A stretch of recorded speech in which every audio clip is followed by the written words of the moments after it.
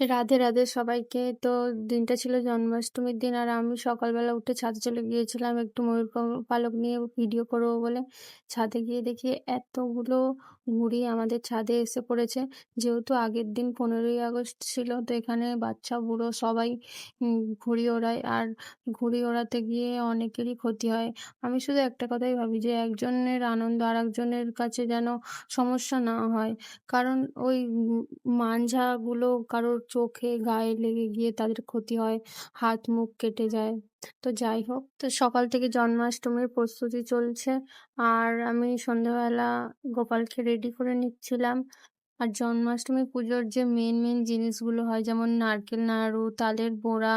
তো আমাদের এখানে মানে দিল্লিতে যেখানে একটা তাল একদম ছোট ২০০-২৫০ টাকা করে পিস, যেগুলো আমাদের ওখানে ৳১০, ৳১২ তেও কেউ নেয় না। তো কিন্তু কিছু করার নেই, যেহেতু পুজোতে লাগবে তো তাই আনতেই হবে। তো আমরা কত দিকেই কত রকম খরচা করি, আর পুজোর জন্য এটুকু তো করাই যায়।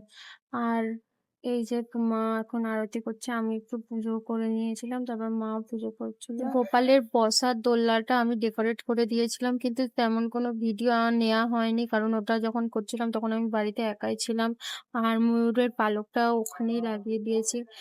গোপাল পুজোতে ময়ূরের পালক কিন্তু মাস্ট, খুব ওটা লাগবেই লাগবে। তো আমাদের এখানে পুজো শেষ হয়ে গেছে, আর দেখো আমাদের গোপালকে কত সুন্দর লাগছে। তো জন্মাষ্টমী চলে গিয়ে ১ সপ্তাহ হয়ে গেছিল, আর আমার ভয়েস ওভার না দেওয়ার কারণে আমি ভিডিওটা পোস্ট করতে পারি না। গান এড করলে আবার Facebook কপিরাইট ফেলে দেবে তাই। তো দেখা হচ্ছে পরের ব্লগ।